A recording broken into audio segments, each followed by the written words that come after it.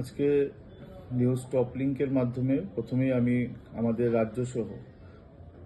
যারা আমাকে শুনতে পারছেন সকলকে জানাই অনেক অভিনন্দন, বিশেষ করে গণদেবতাদের অভিনন্দন যে তারা গোটা দেশে আমাদের রাজ্যের বুকেও ভারতীয় জনতা পার্টিকে দুহাত তুলে আশীর্বাদ করেছেন। শুরুটা আমি যদি আমার রাজ্য থেকেই শুরু করি, দেখুন আমাদের রাজ্যে গতকাল যে একটা ইতিহাস সৃষ্টি হয়েছে, দুটো আসনই, পূর্ব আসন পশ্চিম আসন দুটোটাতেই আমাদের যে টার্গেট ছিল এবং আমাদের যে লক্ষ্যমাত্রা ছিল সেই লক্ষ্যমাত্রা পার করে আমাদের দুইজন ভারতীয় জনতা পার্টির ক্যান্ডিডেট যিনি আছেন, আমাদের রাজ্যের প্রাক্তন মুখ্যমন্ত্রী শ্রদ্ধা বিপ্লব কুমার দেব এবং পূর্ব আসনের প্রীতি সিং দেববর্মন দুজনই বিপুল ভোটের ব্যবধানে বিরোধীদের এই রাজ্যের বুকে তাদের রাজ্যের মানুষ ভোটাররা তাদেরকে এক কথায় যদি বলি আমি উৎখাত করে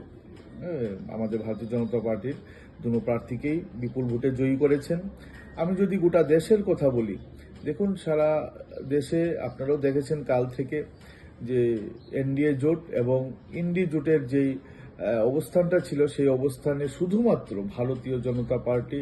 এককভাবে যেই আসন সংখ্যা পেয়েছে, পুরো ইন্ডি জোট সেটা অতিক্রম করতে পারেনি। তো এটা আবারও প্রমাণিত যে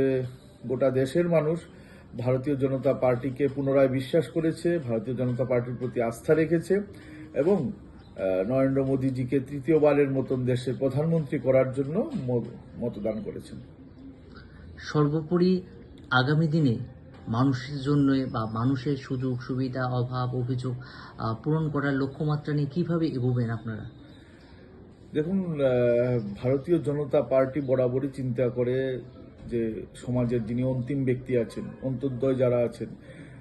গরিব যারা আছেন, তাদের কথা চিন্তা করে শুরুর থেকে 2014 সালের পর থেকে আমাদের দেশের বুকে বিভিন্ন ধরনের স্কিম আনা হয়েছে। ফ্রি রেশন থেকে শুরু করে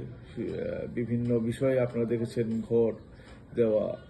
খাদ্য বস্ত্র বাসস্থান যা যা দেওয়ার সমস্ত কিছুই সমাজের অন্তিম ব্যক্তি যারা আছেন তাদের কথা চিন্তা করেই কাজ করেছে। এবং সবসময় ভারতীয় জনতা পার্টির সরকার দেশের বলুন এবং আমাদের রাজ্যের বুকেও যদি বলি,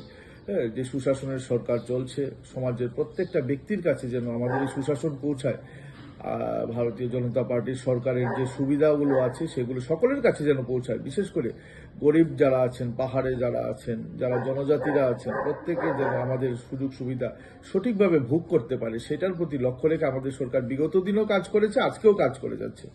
এবং এইবার যে আমাদের নতুন করে নির্বাচনের পরে সরকার গঠন হবে, আমাদের লক্ষ্যমাত্রা কিন্তু একটাই থাকবে যে সমাজের অন্তিম ব্যক্তি অন্তর্দয় যারা আছেন তাদের সমস্ত ধরনের সুযোগ সুবিধা পাইয়ে দেওয়া এবং সকলকে সাথে নিয়ে চলা। ধন্যবাদ।